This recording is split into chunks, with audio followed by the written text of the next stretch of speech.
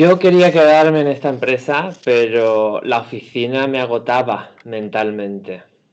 Estaba claro que debía irme. Y bueno, esto fue lo que me dijo una de las primeras personas que entrevisté en mis estudios de doctorado y refleja la importancia que unas buenas instalaciones y su gestión tienen no solo para los usuarios a nivel personal, sino también para las organizaciones y las repercusiones que esto tiene en sus actividades de negocio. Eh, Mi nombre es Antonio y hoy os quiero hablar de tres métodos que complementan a otros habitualmente utilizados en estudios previos como son las encuestas, las entrevistas, observaciones, pero que en este caso ponen el foco en las cualidades de las experiencias de usuario para una comprensión más profunda de lo que dichos usuarios necesitan de su oficina, de cómo las usan y de cómo deberían diseñarse. Y bueno, dado que hablo de experiencia de usuario, creo que sería apropiado que por lo menos explique qué se entiende por experiencia de usuario. Y desde mi perspectiva de investigación, experiencia de usuario, el UX, el User Experience en inglés, se refiere a las vivencias derivadas de usar productos, espacios o servicios o un conjunto de estos. Y evidentemente estas experiencias no ocurren en mitad de la nada, en el vacío, ¿no? Estas experiencias están influenciadas por el contexto, percepciones individuales, factores afectivos, cognitivos, sociales, por la motivación del usuario, por la acción del usuario. Y además las experiencias son dinámicas y evolucionan con el tiempo, incluso si lo que el usuario está usando no cambia, porque es la percepción del usuario la que cambia con el tiempo. Entonces, cuando hablamos de experiencia de usuario, hablamos de una perspectiva holística con un significado y propósito complejos. Y en consecuencia necesitamos métodos que no reduzcan la experiencia a, por ejemplo, índices de satisfacción o problemas puntuales de usabilidad. Necesitamos métodos que nos permitan capturar esta experiencia compleja y multidimensional que tienen los usuarios con sus oficinas, en este caso. Y bueno, los tres métodos que les traigo hoy son recorridos espaciales, clasificación de tarjetas y mapeo de curvas de experiencia. Esto es una traducción que he hecho del inglés porque normalmente trabajo con todo esto en inglés. Espero que sea una traducción lo suficientemente acertada. Pero bueno, empezando por los recorridos espaciales, esto es un método adaptado del campo del Human Computer Interaction, del campo de investigación en el que se ve cómo interaccionan humanos y computadoras o tecnología en general. Y adaptado al contexto de oficina, resuelve cuestiones como esta. ¿Es coherente el diseño de la oficina con cómo los usuarios procesan sus tareas? ¿O entiende el usuario las funciones de la oficina? ¿O asocia el usuario las funciones de la oficina con el resultado que él o ella espera? Y bueno, para la aplicación de este método yo he trabajado tres variantes. En la primera, lo que se hace es darle a los participantes en el estudio, se les da un plano de la oficina en el que previamente hemos trazado un recorrido que haremos juntos en pequeños grupos, y a lo largo de este recorrido se anima a los participantes a que hablen sobre sus vivencias con los diferentes espacios, a que anoten en el plano aspectos positivos y negativos o tal vez algo anecdótico, pero que sea relevante para ellos. Y en definitiva que intenten recordar cómo es trabajar en esa oficina en los diferentes espacios. Este mismo método también se puede hacer, en vez de con los planos, se puede hacer, por ejemplo, con notas adhesivas. Y en este caso se le da distintas notas adhesivas de distintos colores a los participantes, o por ejemplo se reparten notas adhesivas de dos colores, con cosas positivas y negativas. Y en ese paseo que se hace a través de la oficina, ellos van anotando lo que creen oportuno y lo van pegando en los espacios y los objetos que corresponda. La tercera variante sería lo que llamamos la versión offline, por decirlo de alguna manera. Y eso es cuando no se puede hacer el paseo físicamente en la oficina y a lo mejor estás sentado en una habitación o estás en otro sitio que no es la oficina que estás estudiando. Y en ese caso se propone un plano de la oficina sobre el que se hace mentalmente y con dibujos, con anotaciones, se hace ese tour por la oficina y se van haciendo las anotaciones. ¿Qué tipo de respuesta es lo que se obtiene con esto? Bueno, pues se obtiene información sobre preferencias de uso, sobre brechas entre el uso que se ha previsto para la oficina y el uso real que los usuarios le dan, también diferencias entre usuarios en términos de preferencias y de uso, en los desajustes que se producen entre lo que la oficina es capaz de dar soporte y lo que el usuario necesita de esa oficina.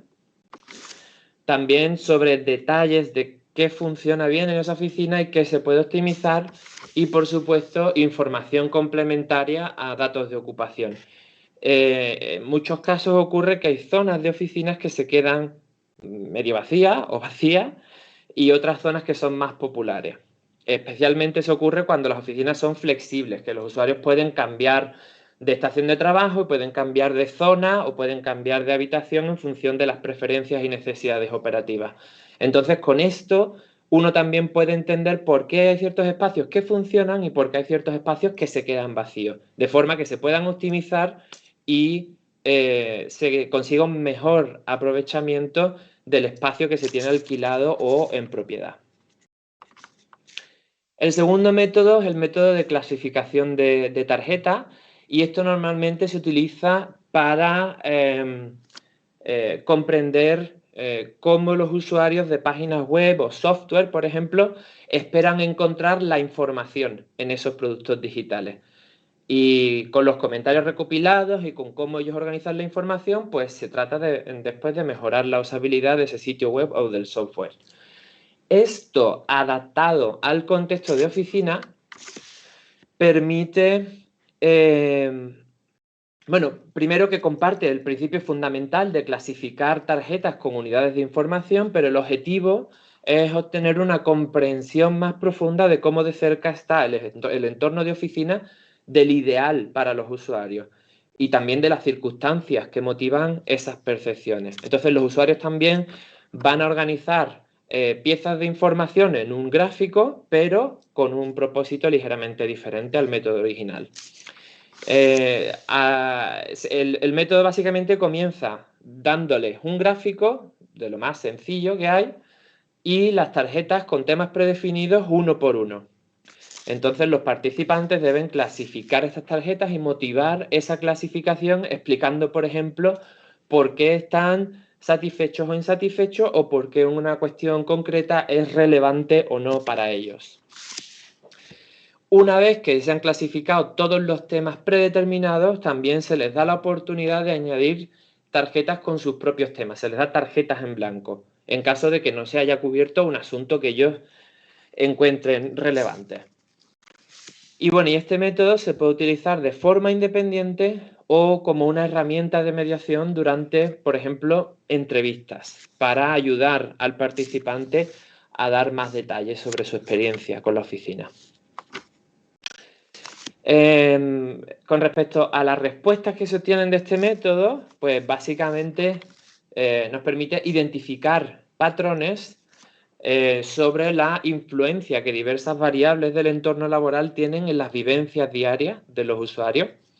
También abre un espacio de diálogo donde cada participante puede hacer oír su voz y el investigador también se beneficia de ese diálogo abierto.